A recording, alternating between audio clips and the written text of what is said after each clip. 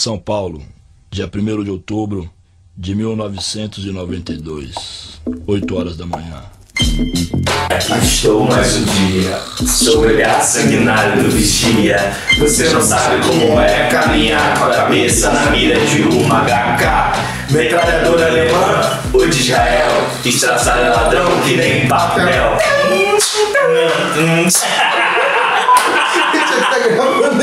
Não dá.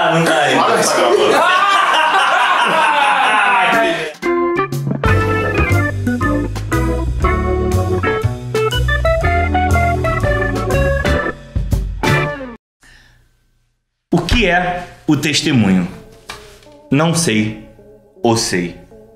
Eu sou Castelano e esse é o canal do Clóvis. Segundo vídeo, trazendo conteúdo de literatura além da literatura. Mostrando que a literatura foi bom. Esse é a literatura além. Ficou ótimo. A literatura no nosso dia a dia. Dizer que a literatura não está tão longe. A literatura tá aqui, tá aí, tá lá, tá com o Clóvis.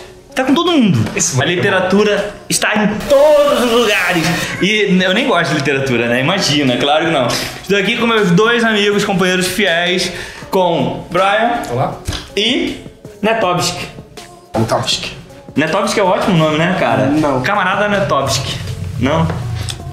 Você disse que não sabia o que era testemunho, mas eu preciso saber o que é testemunho, senão eu não posso participar do vídeo. É testemunho ou testemunha? Tem uma grande diferença, né? A testemunha é a pessoa que faz o testemunho. O testemunho ali, no caso, são... Deixa eu refazer minha pergunta. O que é o testemunho enquanto literatura? Enquanto literatura, caralho, volto eu pra minha dissertação lá de graduação, né, cara? Eu apresentando monografia novamente. Não é. Carteirada se eu fosse mestre, né? Tivesse na segunda graduação de mestrado, aí seria uma carteirada, não? Tá.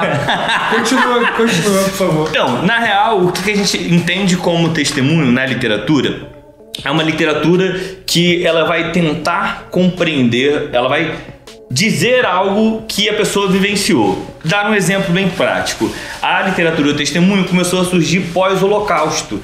Essa galera passou por um evento traumático e o trauma é essencial na literatura de testemunho. Porque o trauma vai ser a bissetriz, vai ser aonde vai começar o testemunho.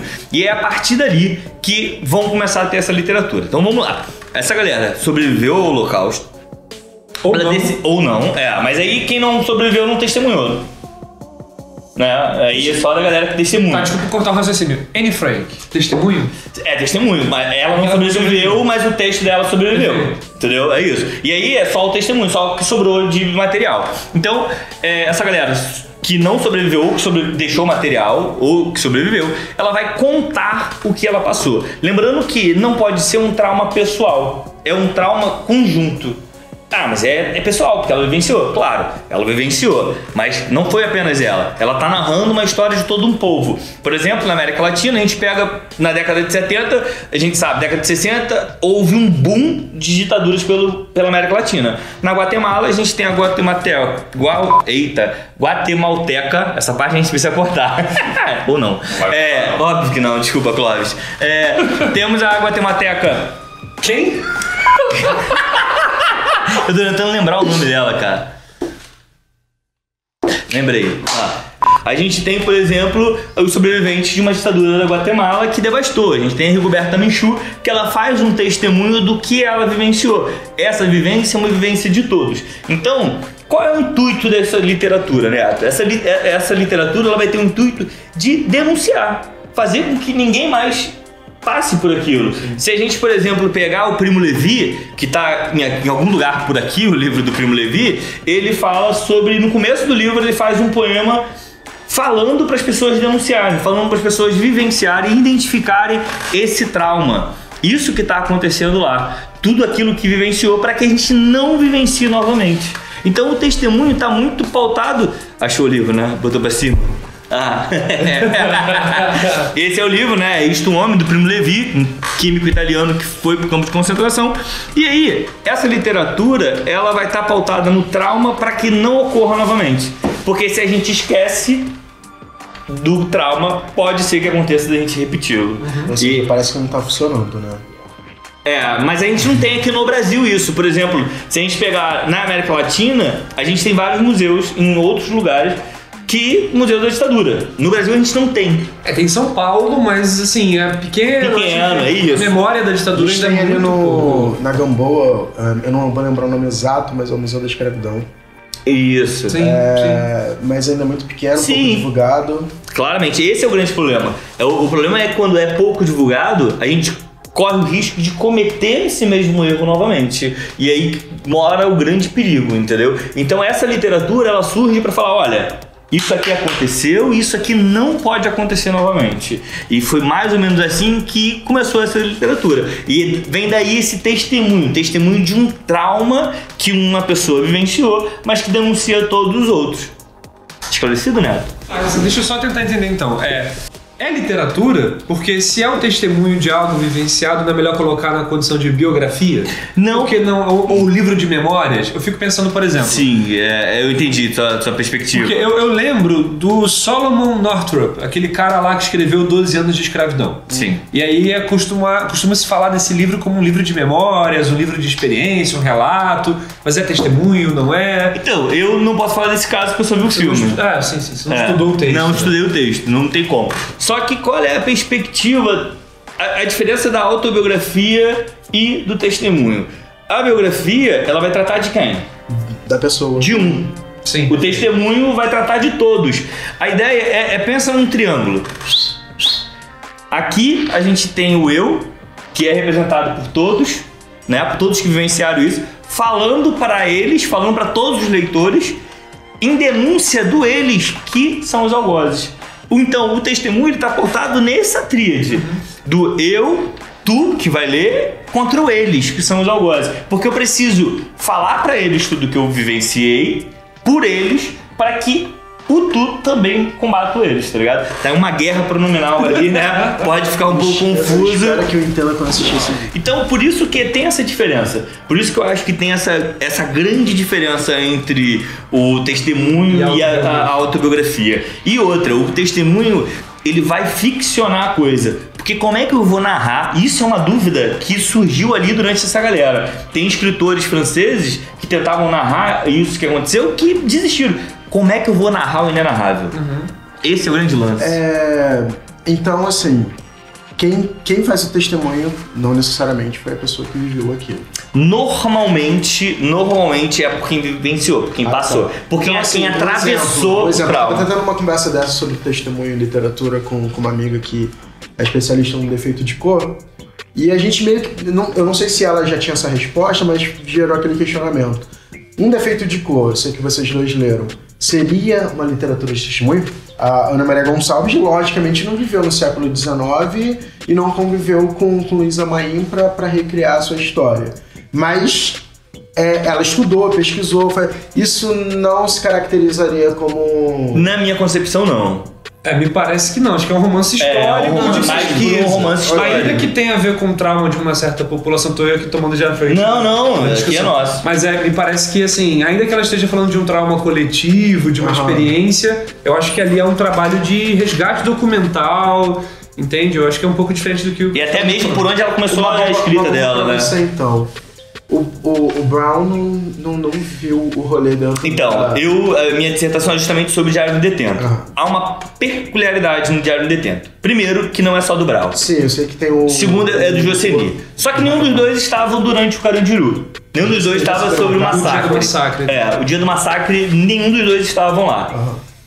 E, porra, se nenhum dos dois estavam lá, não pode ser um testemunho. Mas o Brau vivenciava Carandiru, por conta de toda a galera do Capão Redondo que era preso. E ele vivenciava lá, participava de futebol, fez show lá dentro. Sim. E o Joseni estava preso. Mesmo ele não vivenciando o massacre, ele viveu com a galera que vivenciou. Então esse testemunho, ele não é único. Ali tá lá o nome do Mano Brown e o Joseni, mas poderia colocar o nome de todos que estavam presos. Porque foram todos que foram contando as histórias pro Joseni, e o Joseni foi escrevendo e passou pro Mano Brown. Então a gente tem essa perspectiva. E aí que tá, qual é a maior importância do testemunho?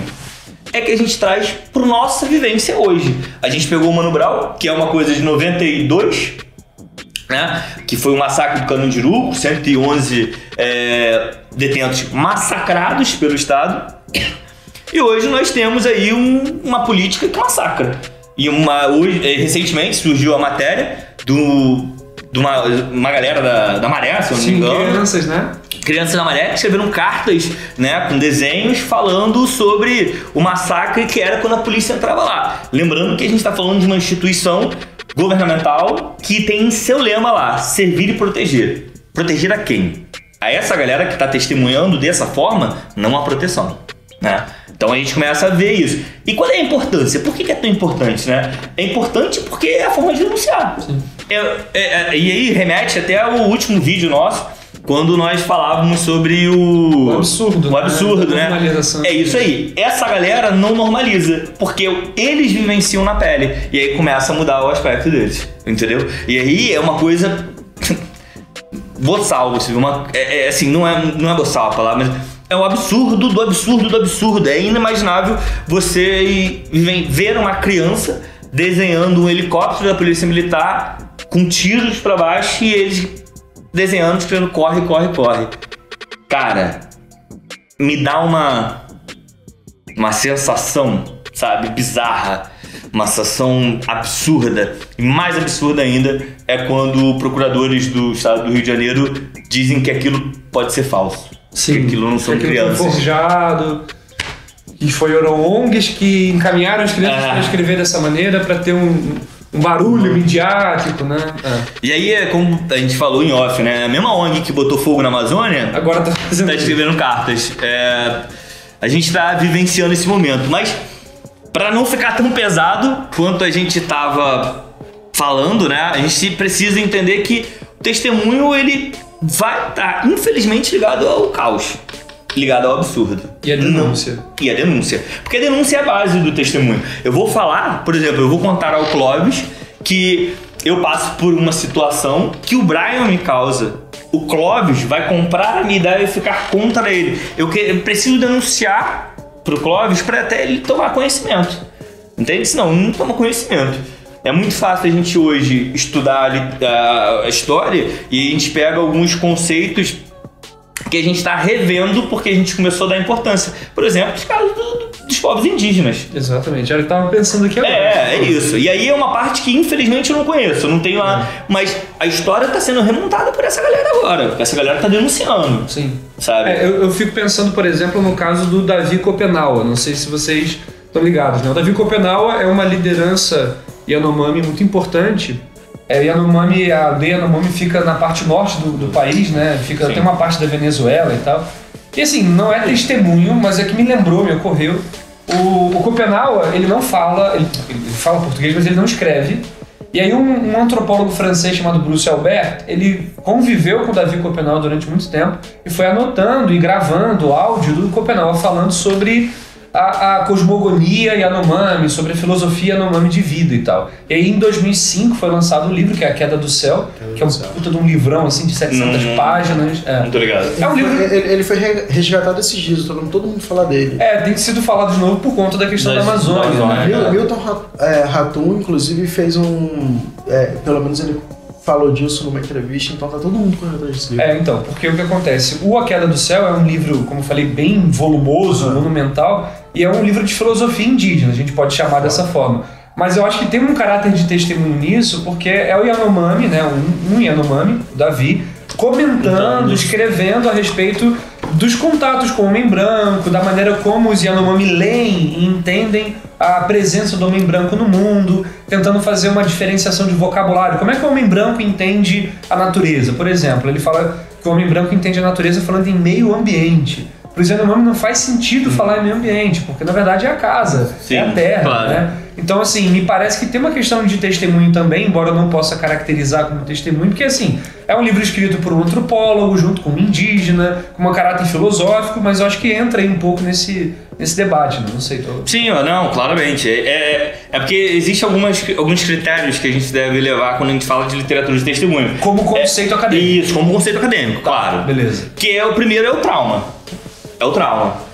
E aí o Neto tinha feito a pergunta em off, né, Neto? Que se existia o testemunho feliz, porque a gente tá no segundo programa. No segundo programa pesado. Feliz, deixa eu fazer a pergunta em off. Okay. Então, a questão não é nem assim de um lugar feliz, mas eu queria saber se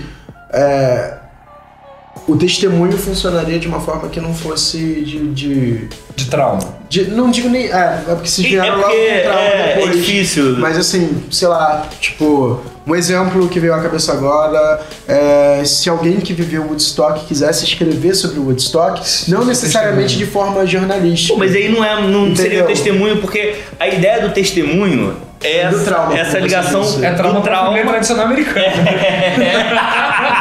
Muito bom. Aí, ok. Mas é essa questão do trauma no sentido de traumático mesmo. Cisão, né? É, essa cisão. Acontece Não, cisão, não tem então. como tu... o estoque foi legal, vai escrever... O cara vai escrever uma lembrança dele ali, entendeu? Vai ser um relato memorialista, talvez, dele. Sim. Mas não vai ser essa configuração do testemunho, porque ele não tá denunciando nada. O grande lance do testemunho é essa... Por exemplo, quando a gente vai à delegacia, a gente vai fazer um testemunho de alguma coisa ruim que aconteceu. Testemunho, então, também não seria ficção. Ele pode ser romantizado, mas não vai ser ficção. Então, aí que tá. Por que muitas pessoas têm esse problema de, cara, não tem como tu escrever... Eu já falei sobre o escritor francês, que eu não lembro o nome dele, que ele fala que é difícil narrar aquilo. Então, vai ter a utilização da estética, sim. Vai ter a utilização dessa quase ficção, por quê? Pra suavizar aquilo que ele tem pra dizer. Uhum. Porque senão fica... Primo Levi, é isto um homem? Me doeu do começo ao fim a leitura. Então agora a gente vai discutir um pouquinho forma. Isso não é necessariamente ficcionalizar. Não, é a utilização da estética, sim.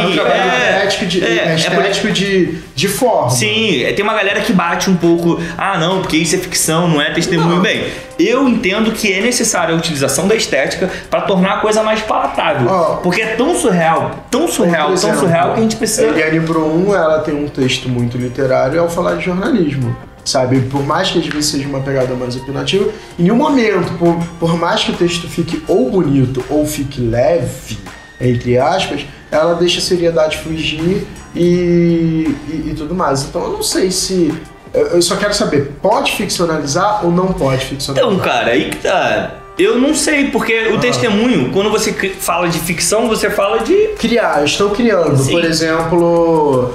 Vou pegar um exemplo. Falei mais cedo, um defeito de cor.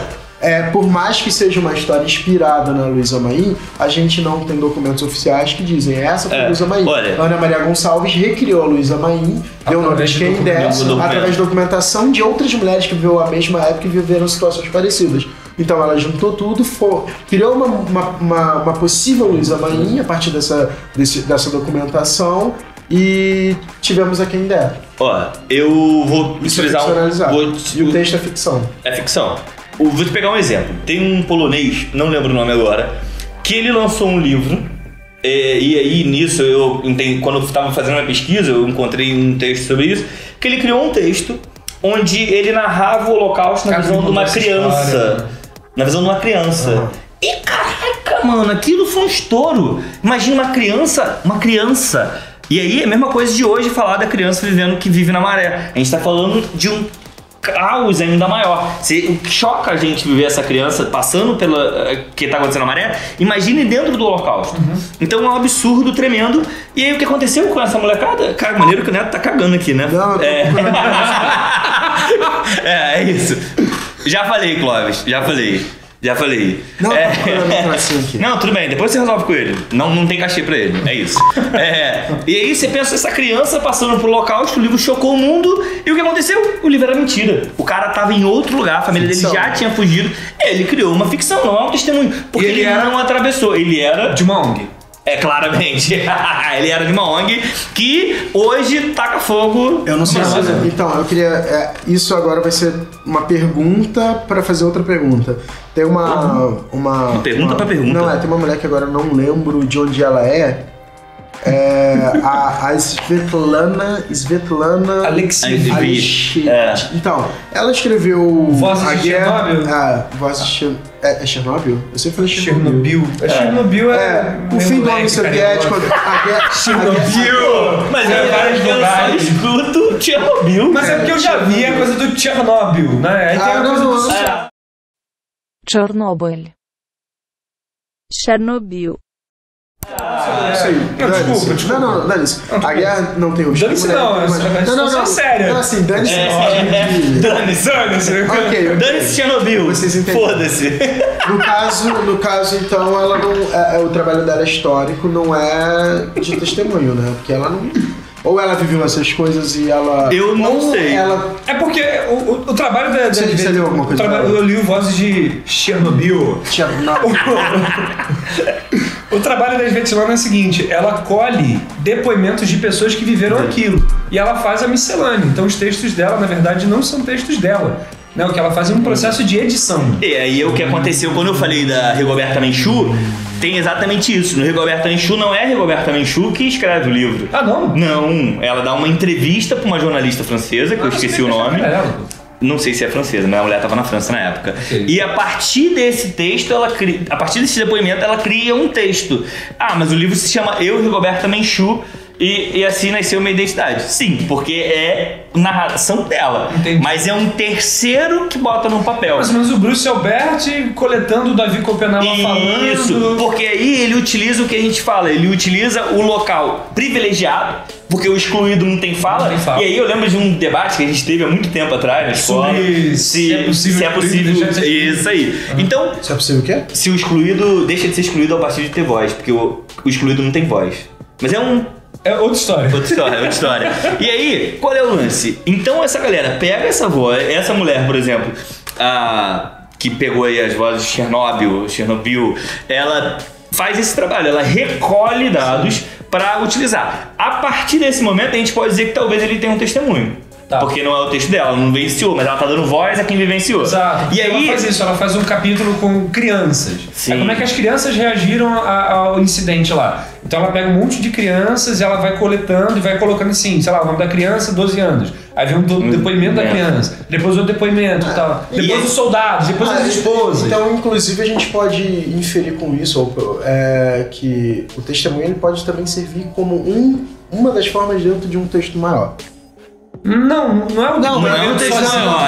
Não, testemunho é esse gênero literário do testemunho. Não é um gênero, porque ele tá em todos. Eu posso ter crônica, eu posso ter poema, eu posso ter romance, eu posso ter tudo. Ele é uma questão... O testemunho parece uma questão de afeto. É um afeto literário. Assim. Isso, é uma estética literária, talvez. Entendeu? Tá, não pode ser um gênero. Tá, ok. Porque o gênero tu limita ele. Isso não muda então o que eu ia dizer. Então ele pode servir como recurso de uma coisa que não necessariamente seja no macro testemunhal. Não entendi. Desculpa. Sei lá, vamos supor, eu tô vendo aqui o livro do Drauzio Varela aqui na mesa. Pelo título... Carandiru. Estação Carandiru. Estação Carandiru. Ele parece ser testemunhal justamente porque ele estava... Então, ele tá dando voz, a gente volta. Ele tá dando voz, ele narra a história dele. Tá, mas ele narra a história de vários que passaram por aquele constrangimento. Ele aquele constrangimento, aquele eu lembro trauma. de ter ouvido uma história... Ele não é o testemunho, então, ele não é. Eu lembro de ter ouvido uma... também não é. Não é, isso aí, não é. Ela tá sendo... Ela tá... Lembrei o nome, é o autor do testemunho. Porque ela só tá dando voz ao testemunho. Ela não é a autora do testemunho. Ok. Tá só pra... Mais ou menos. Não, porque eu fiz uma pergunta que pode ficar aberto em relação ao que a gente estava falando aqui.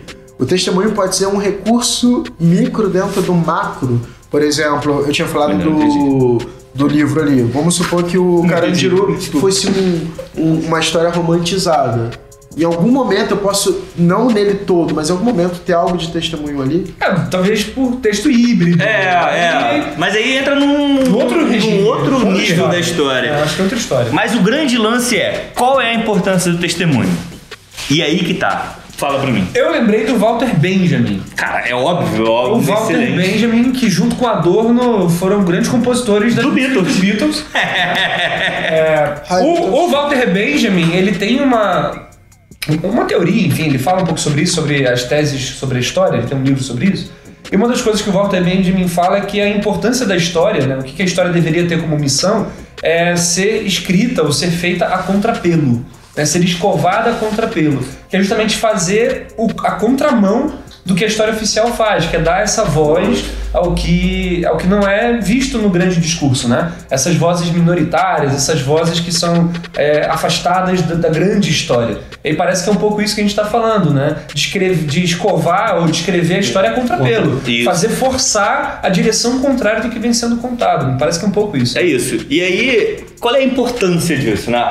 A importância é contrapor a história oficial. Que é isso, você tem que criar a história a partir dos excluídos. Walter Benjamin fala sobre isso. Criar a história a partir dos excluídos. Ou seja, você que tá aí vendo a gente ou no computador, ou no celular, ou ouvindo em podcast, que isso vai se transformar no podcast, e aí você tá ouvindo em qualquer lugar, você vê uma situação caótica, você vive uma situação caótica, você precisa testemunhar. Mas aí eu tenho um problema um pouquinho, eu não conheço tanto o pensamento do Benjamin. Tem um rolê aí nesse discurso do Benjamin, que apesar de eu não conhecer tanto a obra dele, o pensamento dele, me soa problemático, que é dar voz aos excluídos, ou fazer um discurso a partir dos excluídos. A história é a partir dos excluídos. Por que não deixar os excluídos fazer? Então, mas é isso que ele prega. É isso que ele prega. É isso que ele prega. Ainda é ele falando. Não, mas só desculpa te cortar. A partir dos excluídos. Você vai ouvir os excluídos para então você entender a história. Não é pegar e escrever você a voz dele, não. Ele quer ouvir, criar a história, entender a história da humanidade a partir dos excluídos e não a partir das instituições. Entendeu? Sim. Por exemplo, vamos pegar aqui o Diário do Detento, do Sobrevivendo do Inferno, do Racionais. Qual é a ideia? Eu tenho o Estado dizendo que foi um motim e teve uma violência para com os policiais, e eu tenho os excluídos contando a versão que é a oficial, que é um massacre do Carandiru. Então, a história eu vou entender a história a partir das vozes dos excluídos. Que eles são excluídos. Eu acho que é isso que você tá falando, não é tipo dar voz, porque dar voz tem essa coisa de alguém... Deixar. Uma autoridade que filtra. Sim, porque pelo que vocês me falaram, que é muito aquela coisa assim, eu sou o Benjamin, então... Falem pra mim que eu falo não. Exatamente. Isso é um rolê problemático. Sim, né? Totalmente. Porque você continua pagando. É mais ou menos o que aconteceu ali com o Fanon, eu citando o Fanon de novo. Você pode ter uma blusa, citei Fanon.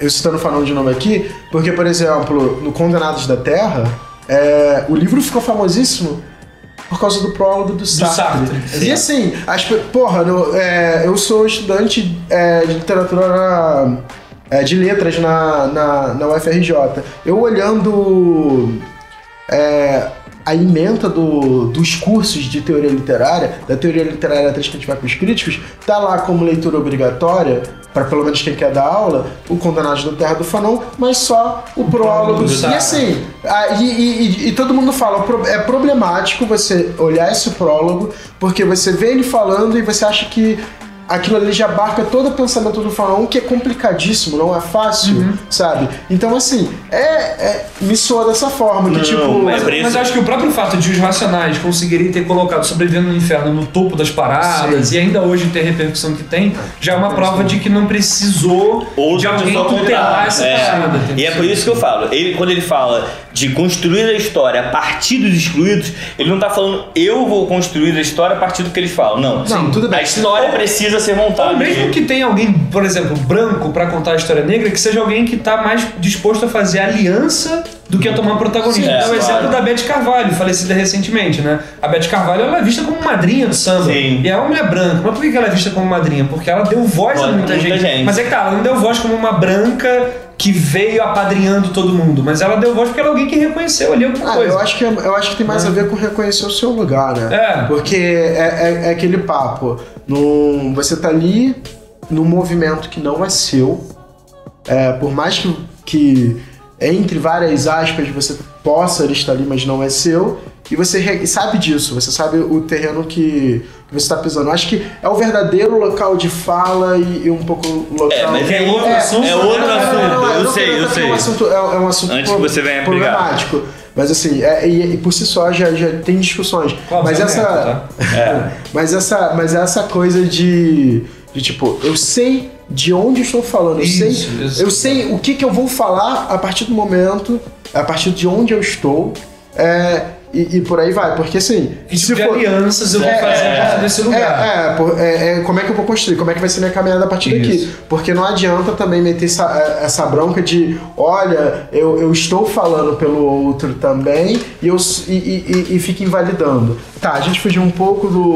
mas como eu te falei, a ideia não era essa. Tá, se ele tá de fato falando vamos ouvir outros, ele conversa inclusive com a Giovana Xavier, a professora da UFRJ de História, que ela diz que... Aí você já quer criar polêmica. Não, a professora de História, ela diz que assim, vamos ouvir mulheres... Sim, porque eu achei que ia falar mal da professora.